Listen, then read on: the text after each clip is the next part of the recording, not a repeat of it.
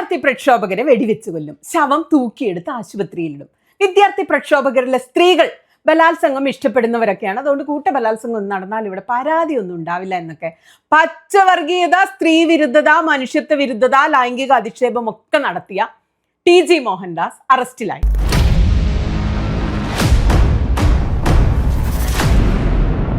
ഈ ശരാശരി സംഖ്യയെ നാട്ടുകാർ വിശേഷിപ്പിക്കുന്നത് RSS സൈദ്ധാന്തികൻ, ബുദ്ധിജീവി എന്നൊക്കെയാണ്. അയ്യേ ഒന്ന് ഓർത്ത് നോക്കിയേ. അരക്കഴഞ്ചിന്റെ ബുദ്ധിയുള്ളവൻ ഇങ്ങനെയൊക്കെയാണോ സംസാരിക്കുക? ഇങ്ങനെയാണോ ചിന്തിക്കുക? എന്താ ഈ സൈദ്ധാന്തികൻ, ബുദ്ധിജീവി എന്നൊക്കെ പറഞ്ഞ എന്താ അതിന്റെ ശരിക്കും അർത്ഥം? എന്താ? ഒന്നുകിൽ ഏതെങ്കിലും ഒരു വിഷയത്തിൽ തത്വങ്ങളോ നിയമങ്ങളോ സിദ്ധാന്തങ്ങളൊക്കെ ഉണ്ടാക്കുന്ന ഒരാളായിരിക്കണം സൈദ്ധാന്തികൻ. ഉദാഹരണം കാറൽ മാർക്സ്, കമ്മ്യൂണിസ്റ്റ് സൈദ്ധാന്തികനാണ്. ആൽബർട്ട് ഐൻസ്റ്റീൻ, ഭൗതിക ശാസ്ത്ര സൈദ്ധാന്തികൻ. ബുദ്ധിജീവി എന്ന് പറഞ്ഞാൽ എന്താ? കുറച്ച് ബുദ്ധി വേണം അല്ലേ? ചിന്താശേഷി, വിജ്ഞാനം, വിശകലനശേഷി, അറിവൊക്കെ ഉപയോഗിച്ചുകൊണ്ട് സമൂഹത്തിലെ വിവിധ വിഷയങ്ങളെക്കുറിച്ച്, പ്രശ്നങ്ങളെക്കുറിച്ച് പഠിക്കുക, അഭിപ്രായം പറയുകയും ചെയ്യുന്ന വ്യക്തിയാണ് ബുദ്ധിജീവി. ഉദാഹരണം സുകുമാർ അഴീക്കോട് ഒരു ബുദ്ധിജീവിയായിരുന്നു. റൊമീള ഥാപ്പർ, രാമചന്ദ്ര ഗുഹ അല്ലെങ്കിൽ നോം ചോസ്കി, ഇതൊക്കെയാണ് ബുദ്ധിജീവികൾ. അവരുടെ മുമ്പിൽ ഈ ടി.ജി. മോഹൻദാസ് ആരെങ്കിലും ആണോ? മാധ്യമങ്ങളാണ് ഇയാളെ RSS സൈദ്ധാന്തികൻ, ബുദ്ധിജീവി എന്നൊക്കെ വിളിക്കുന്നത്. എന്ത് ഇതാ? ദയവ് ചെയ്ത് സാമാന്യ ബോധമെങ്കിലുമുള്ള മാധ്യമ പ്രവർത്തകർ, മാധ്യമങ്ങൾ ഉണ്ടെങ്കിൽ ഇയാളെ ഇങ്ങനെ വിശേഷിപ്പിക്കുന്നത് ഇന്നത്തോടെ അവസാനിപ്പിക്കണം. ഇയാൾ KP ശശികലയെ പോലെ, RV ബാബുവിനെ പോലെ, സെൻകുമാറിനെ പോലെ, PC ജോർജിനെ പോലെ അല്ലെങ്കിൽ മറ്റേതൊരു ശരാശരി സംഖ്യയെ പോലെ അപരമത വിദ്വേഷം, പരനിന്ദ, സ്ത്രീ വിരുദ്ധത, മുസ്ലിം വിരുദ്ധം ഒക്കെ പറയുന്നൊരു ശരാശരി സംഖ്യ മാത്രമാണ്. ഇപ്പോൾ ഇയാൾ അറസ്റ്റിലായിരിക്കുന്നത് എന്തെങ്കിലും ബുദ്ധിപരമായ വ്യായാമമോ പ്രവൃത്തിയോ കാണിച്ചതിനാണോ? വിദ്വേഷ പരാമർശം നടത്തിയതിനാണ്. സത്യത്തിൽ ഈ കോമാളിയെയൊക്കെ സൈദ്ധാന്തികൻ എന്ന് വിളിക്കുന്നത് RSSന് പോലും നാണക്കേടാണ്. ഇതാണോ നിങ്ങളെ കൂട്ടത്തിലുള്ള ഏറ്റവും വലിയ ബുദ്ധിജീവി? അപ്പൊ ബാക്കിയുള്ളവരുടെയൊക്കെ അവസ്ഥ എന്താണെന്ന് ആലോചിച്ച് നോക്കിയേ. ഇന്നലെ നേരം വെളുത്തത് അർജുനായെങ്കിൽ പോലീസ് സ്റ്റേഷനിൽ ഇരുന്നുകൊണ്ട് ജന്മഭൂമി പത്രം വായിക്കുന്ന ഈ പടം കണ്ടുകൊണ്ടാണ്. സത്യത്തിൽ ഞാൻ അത് കണ്ടിട്ട് ഞെട്ടിപ്പോയി. കാരണം ഈ പോലീസിലെ സംഘ്യവൽക്കരണമാണ്. പോലീസിൽ പകുതി പേർക്കും RSS ബന്ധമുണ്ട്. സംഘികൾ പ്രതികളാവുന്ന കേസുകളിൽ പോലീസ് മെല്ലപ്പോക്ക് സമീപനം സ്വീകരിക്കുന്നു തുടങ്ങിയ ആയിരം ആരോപണങ്ങൾ ആളുകൾ പോലീസിനെതിരെ ഉന്നയിക്കുന്നുണ്ട്. കുറെ കാലമായിട്ട് നമ്മളത് കേൾക്കുന്നുണ്ട്. എങ്കിലും കാശ് കൊടുത്ത് ജന്മഭൂമി പത്രം വാങ്ങി പോലീസുകാർ വായിക്കുകയും അഭിമാനത്തോടു കൂടി അത് പോലീസ് സ്റ്റേഷന്റെ ഉമ്മറത്തിടുകയും പ്രതികൾക്ക് വായിക്കാൻ നൽകുകയും ചെയ്യാൻ കഴിയുന്നത്ര പോലീസുകാർ സംഘപരിവാർ വൽക്കരിക്കപ്പെട്ടു എന്നത് ഇന്നലെ ഈ ചിത്രം കണ്ടപ്പോഴാണ് ഞാൻ അറിഞ്ഞത്. ജന്മഭൂമി പത്രം വായിക്കുന്ന എത്ര പേരെ നിങ്ങൾക്ക് നേരിട്ടറിയാം? എനിക്ക് സംഖ്യകളെ അല്ലാതെ ആരെയും അറിയില്ല. അപ്പോഴാണ് ഒരു പോലീസ് സ്റ്റേഷന്റെ ഉമ്മറത്ത് ജന്മഭൂമി തൂങ്ങിക്കിടക്കുന്നത്. ഇതിൽ കൂടുതൽ എന്ത് തെളിവാണ് വേണ്ടത്?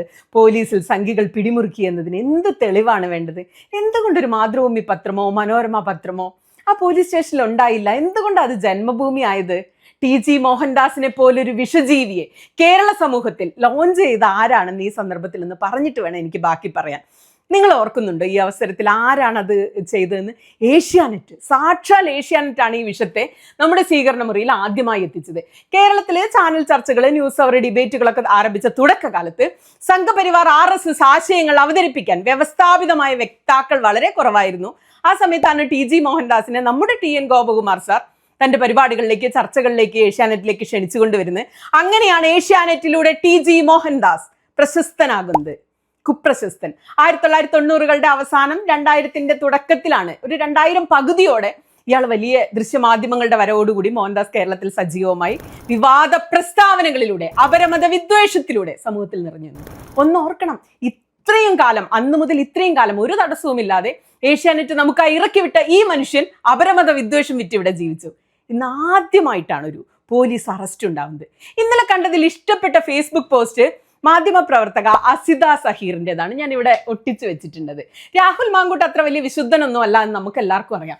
എന്നിട്ടും രാഹുല് ടി.ജി. മോഹൻദാസ് അറസ്റ്റിലായപ്പോൾ ഒരു ഫേസ്ബുക്ക് പോസ്റ്റ് ഇട്ടു, ചെന്നിത്തലാടാ എന്നൊക്കെ പറഞ്ഞിട്ട്. സംഗതി സത്യമാണ്. ഈ മന്ത്രിസഭയിലെ ഏറ്റവും മികച്ച മന്ത്രി ഇതുവരെയുള്ള പെർഫോമൻസ് വെച്ച് നോക്കിയാൽ എൻ്റെ അഭിപ്രായത്തിൽ ചെന്നിത്തലയാണ്. ഓപ്പറേഷൻ തൂഫാൻ, കുഞ്ഞുങ്ങളെ ലഹരി മാഫിയയിൽ നിന്ന് മോചിപ്പിക്കാനുള്ള അദ്ദേഹത്തിന്റെ ശ്രമത്തെ എത്ര അഭിനന്ദിച്ചാലും മതിയാവില്ല. അത് വലിയൊരു സ്റ്റെപ്പ് തന്നെയാണ്. തുടരുക ഇത്തരം നീക്കങ്ങൾ, അഭിനന്ദനങ്ങൾ. പക്ഷെ ഇത് പറയാൻ രാഹുൽ മാങ്കൂട്ടത്തിന് എന്ത് യോഗ്യത എന്നതാണ് ചോദ്യം. പിണറായി വിജയൻ എന്ന ആഭ്യന്തരമന്ത്രിയാണ് രാഹുൽ മാങ്കൂട്ടത്തിന് പോലീസ് സ്റ്റേഷൻ കയറ്റിയത്, കേസ് ഉണ്ടാക്കിയത്. അത് പേടിച്ച് രാഹുൽ എത്ര ദിവസം ഒളിവിൽ പോയിട്ടുണ്ട്. ആ ഒളിവിൽ പോയ രാഹുൽ ഹസിത പറഞ്ഞു തന്നെ പറയാനുള്ളേ.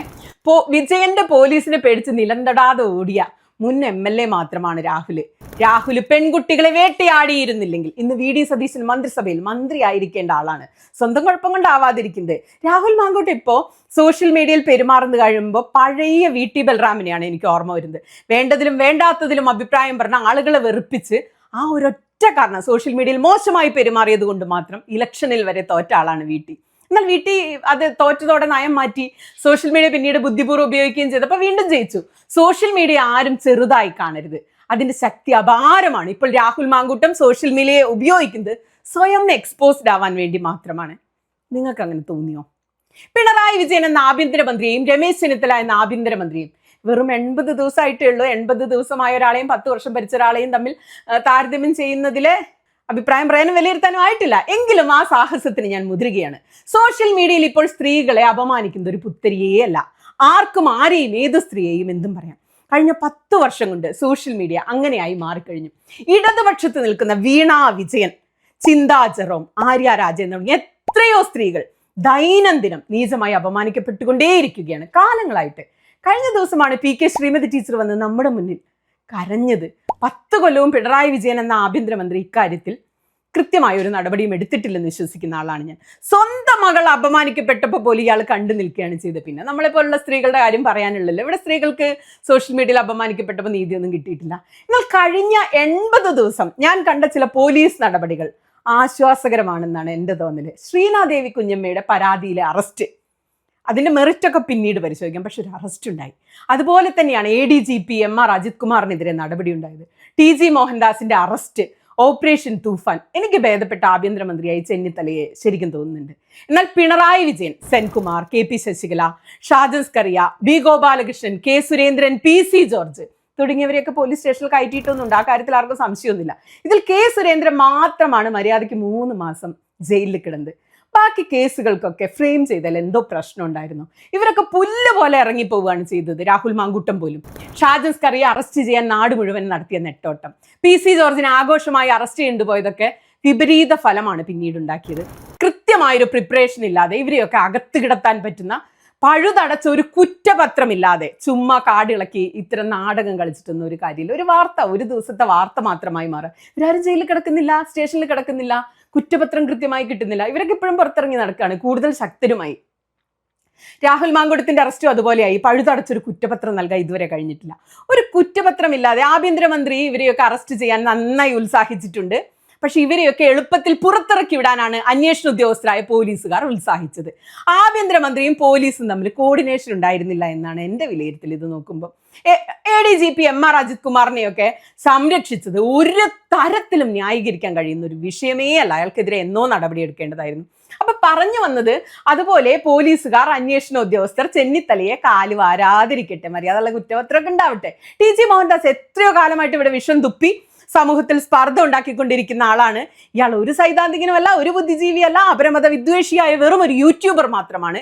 കേരളത്തിലെ RSS നേതൃത്വം പോലും ഇയാളെ തള്ളിപ്പറഞ്ഞ് കൈയൊഴിഞ്ഞു വെച്ചിരിക്കുക. ഇപ്പൊ എടുത്തിരിക്കുന്ന കേസുകൾ മാത്രം മതി അയാളെ അകത്ത് കിടത്താൻ, ശിക്ഷിക്കാനൊക്കെ പറ്റും. രമേശ് ചെന്നിത്തല എന്ന ആഭ്യന്തരമന്ത്രിക്ക് അതിന് കഴിയട്ടെ എന്ന് ആത്മാർത്ഥമായിട്ട് ആഗ്രഹിക്കുകയാണ്. കാരണം സ്ത്രീകളെ ലൈംഗിക അധിക്ഷേപം നടത്തിയതിനുള്ള ഒരു വകുപ്പ് കൂടി ഇപ്പൊ ചേർത്ത കൂട്ടത്തിൽ ചേർക്കണം.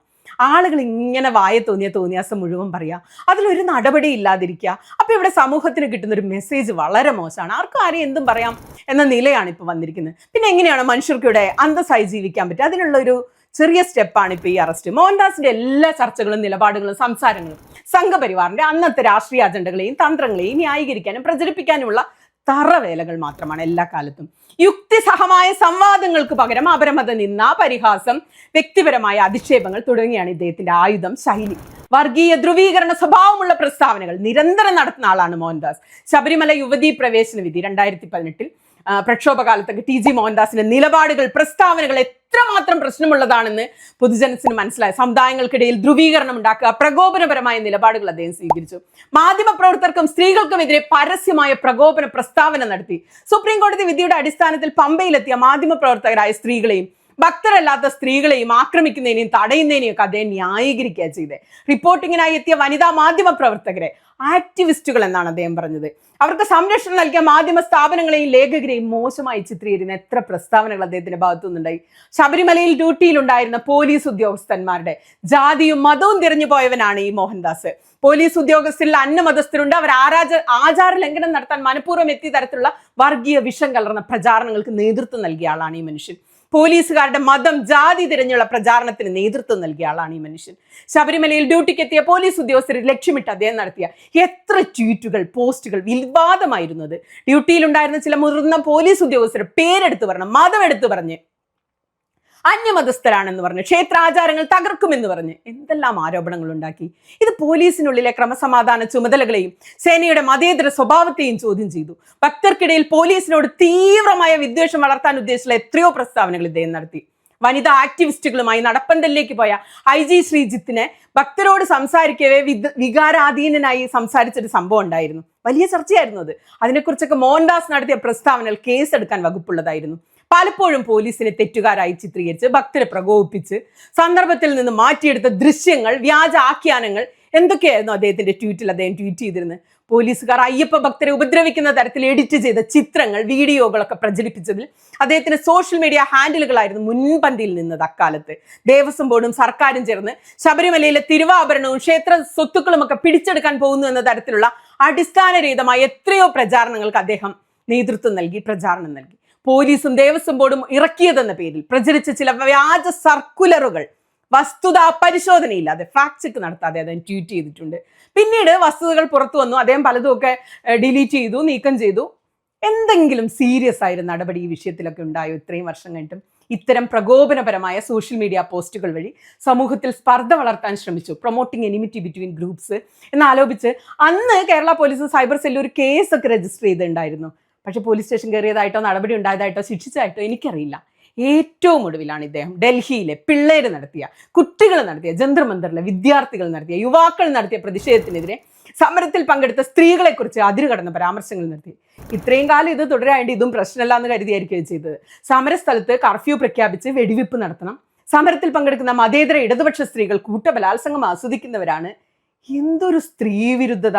അക്രമത്തിന് ആഹ്വാനം ചെയ്യുന്ന വീഡിയോകളല്ലേ യൂട്യൂബിൽ ഇയാൾ പത്രികാ ചാനലിലാണ് അത് അപ്ലോഡ് ചെയ്ത്.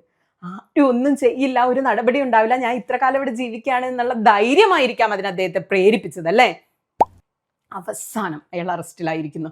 അതുകൊണ്ടാണ് ചെന്നിത്തലയ്ക്ക് ഞാൻ ഈ സമയത്തൊരു നന്ദി പറയുന്നത്. 80 ദിവസത്തെ ഭരണമായിട്ടേ ഉള്ളൂ, പക്ഷെ ഞാനൊരു നന്ദി പറയാം. ഒരു ദിവസം പോലീസ് സ്റ്റേഷനിൽ കയറ്റാൻ, അവിടെ കിടത്തിയുറക്കാൻ കഴിഞ്ഞല്ലോ. അയാളുടെ ഫോണും ലാപ്ടോപ്പും തെളിവായി പിടിച്ചെടുക്കാൻ കഴിഞ്ഞല്ലോ. ഏത് വിദ്വേഷ പ്രചാരകരും അർഹിക്കുന്ന ഒരു ന്യായമായ നടപടിയാണ് ഇപ്പോൾ TG മോഹൻദാസിന് നേരെ ഉണ്ടായിരിക്കുന്നത്. പക്ഷെ ഇപ്പൊ ചുമത്തിയിട്ടുള്ള വകുപ്പുകൾ നിസാരമേ അല്ല. പോലീസും ആഭ്യന്തരമന്ത്രിയും സത്യസന്ധമായി പ്രവർത്തിച്ചാൽ ഇയാൾ 3 കൊല്ലെങ്കിലും ജയിലിൽ കിടക്കാൻ ഈ ഒരൊറ്റ കേസ് മതി. പഴയതിലേക്കൊന്നും പോണ്ട. വല്ലതും നടക്കുമോ? പ്രതീക്ഷയോടെ സുനിത. നിങ്ങളുടെ അഭിപ്രായങ്ങൾ കമന്റ് ആയിട്ട് ഇടണേ. ഞാൻ വായിക്കാൻ വേണ്ടി വെയിറ്റ് ചെയ്യാം.